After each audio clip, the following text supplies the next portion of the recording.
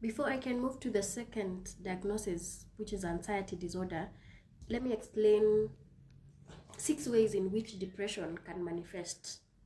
So in other words, 6 types of depressive diagnosis you can get. And the first one is major depressive disorder.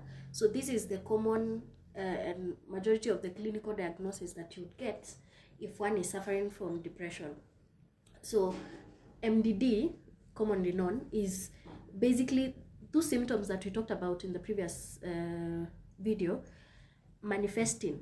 Now, its severity could vary. It could be from mild to moderate to clinical depression to severe depression. Okay, so that's the first type of depression. The second type of depression is the bipolar depression, also known as the bipolar 2 or the mania depression. Now, this is a depressive episode that a person with a bipolar diagnosis experiences. So what this means is that this person has bipolar, which we shall talk about in one of the upcoming videos, as bipolar diagnosis, but then they manifest more the depressive, the lows, than the highs.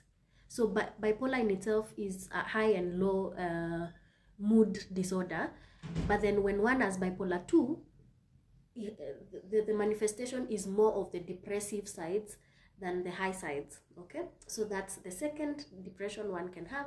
The third type of depression one can have is the seasonal affective disorder, or commonly known as the winter depression. So this is depression that affects one during winter season.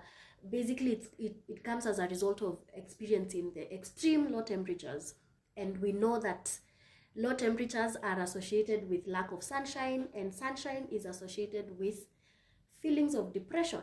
Yeah, because sunshine provides vitamin D, which is very essential in lifting one's mood. That's the third type of depression. The fourth type of depression is the postpartum depression, PPD. So this happens to new moms and also new dads who have just delivered, and they are in that process of trying to figure out how to go about this mothering thing. And so in the process, they might experience depressive symptoms. If you've not gone through the other video to just explain what kind of symptoms are we talking about, they will actually experience that depressive side because of trying to figure out motherhood and fatherhood.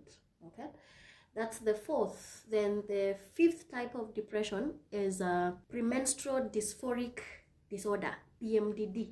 Okay, PMDD happens to, again, women. Happy the International Day, by the way, to all women that are listening. So PMDD is a depressive disorder that happens during that date of the month.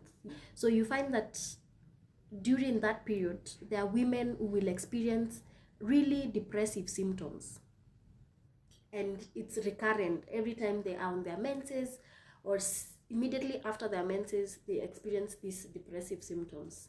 Okay, and lastly, the last type of depression is the persistent depressive disorder, PDD, also known as the dysthymia.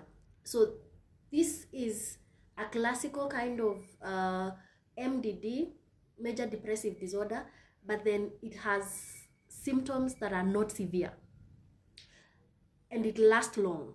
It can linger for very long time. I don't know whether you've had people who are constantly saying that they are depressed.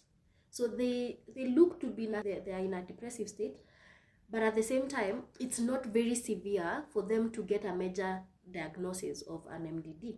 Yeah, so you find that maybe because of a chronic situation or an experience, they are constantly having depressive symptoms, but then they are not so severe to get a major depressive disorder diagnosis. So that's dysthymia.